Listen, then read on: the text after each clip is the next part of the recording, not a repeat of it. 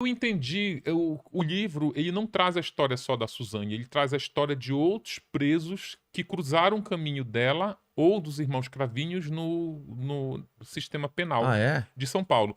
Então, de tanto eu conversar com presos, eu entendi essa ganância que eles têm por dinheiro.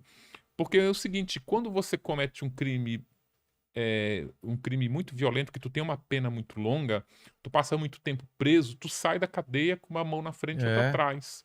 Então, por exemplo, muitos presos, para me dar entrevista, pediam dinheiro. Eles diziam: olha, eu só dou entrevista se você me pagar. Eles até diziam: porque você vai lucrar Com a minha história. com a minha história e eu vou ficar aqui com uma Mas mão na frente. pode pagar? Acho que nem Não, não, pode, né? não. Quer dizer, poder. Eu sou jornalista, não paga, porque se eu pagar, passa a ter uma relação de consumo. Claro.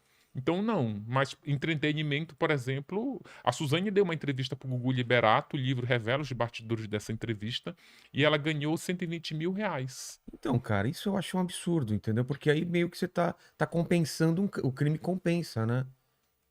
Né? É polêmico isso. O crime ele não compensa, Não, não, mas. mas você entendeu só Sim, eu esse lance entendi. Mas, de... por exemplo, nos Estados Unidos, nesse viés, o crime compensa. Por quê? Porque eles escrevem, é comum os criminosos escreverem a própria biografia. E Inclusive, tem direito ao dinheiro que ela, sim, que ela sim, render. sim, a história dele ele é um produto que ele está criando. Tu sabe Caramba. que uma coisa que está começando a virar tendência nessa onda de true crimes é o próprio criminoso contar a sua própria história.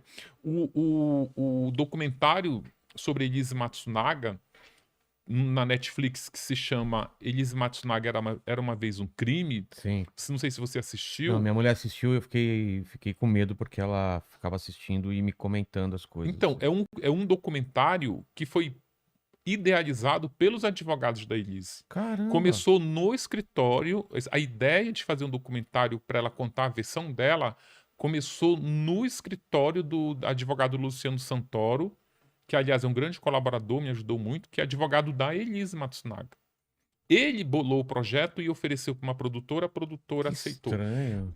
Assim, eu não tenho nada contra, eu quero saber o que o criminoso tem a dizer.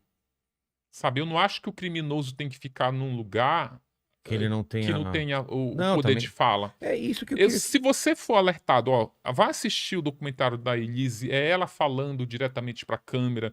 Ela produziu o documentário para se comunicar com a filha. A filha foi tirada dos braços dela depois que ela matou o marido, e agora ela quer se aproximar da filha. Então ela fez o documentário para a filha. Então, assim, se você ele não é. Eu quero até aproveitar e fazer uma correção. No catálogo da Netflix, ele não tá com a etiqueta de documentário, ele tá com a etiqueta de minissérie. Ah, é? E você sabe que isso muda muita Com coisa. Então certeza. não vá esperando uma coisa equilibrada. É ela falando dela sobre o que aconteceu. E tem um aviso no começo Não, só é você ler lá. Quando você entra no catálogo, tá lá. Elise Matsunaga era uma vez um crime, minissérie. Não, mas deveria ter uma coisa falando, explicando isso que você tá me falando, que eles produziram, que é uma versão dela, alguma coisa, Aí é né? bastidor, né? É. Aí é bastidor. E aí eu já, enfim, eu não acho necessário. Mas as pessoas sacam. As pessoas É que eu não sacam. assisti, dá pra sacar. Então, dá pra sacar. Ela fala no início que ela tá Ah, tá. fazendo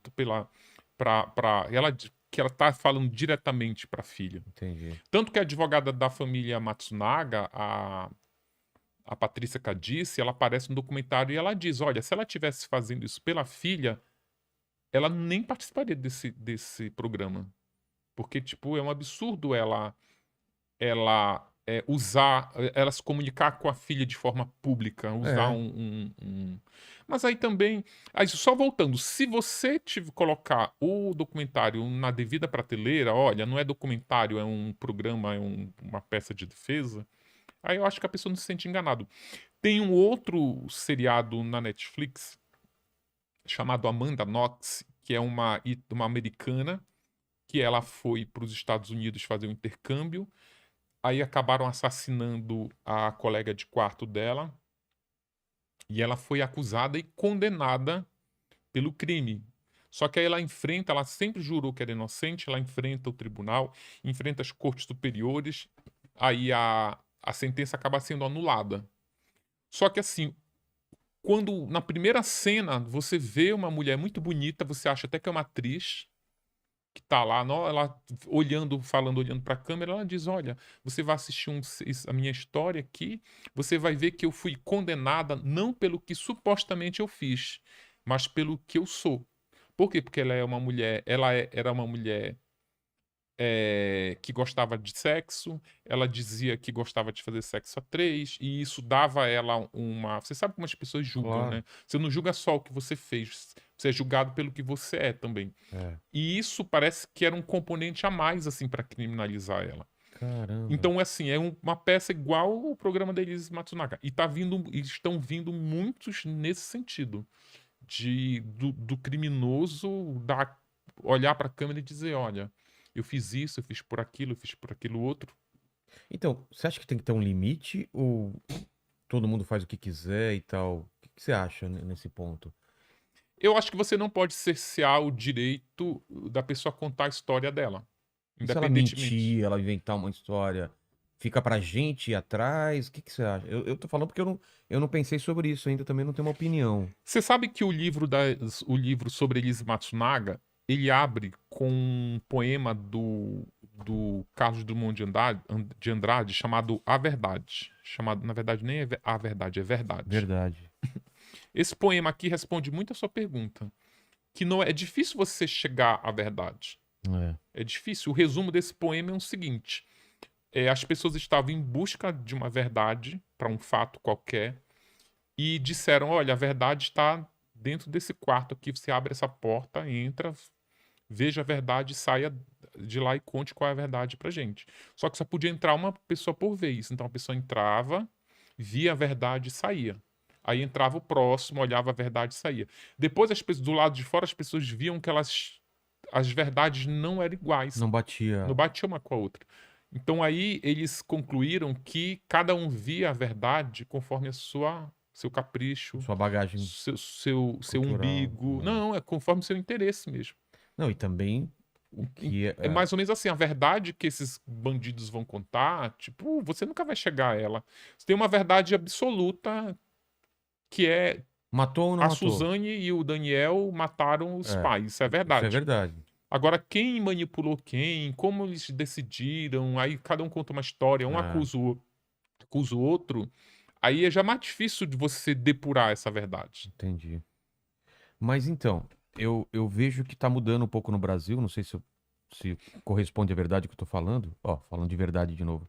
Mas a gente sempre assistiu filmes e documentários sobre assassinos dos Estados Unidos e achava legal, né? Filme de bandido e tal. E de repente começou aqui no Brasil também isso, e tem uma parte da população que acha um absurdo. Mas são as mesmas pessoas que assistem Eu e acho isso, consomem, né? eu acho que isso é complexo de vira-lata. Não é? Porque a gente sempre assistiu a história Hum, dos mafiosos e tal, e achava legal. De repente, a gente vai fazer sobre a nossa história.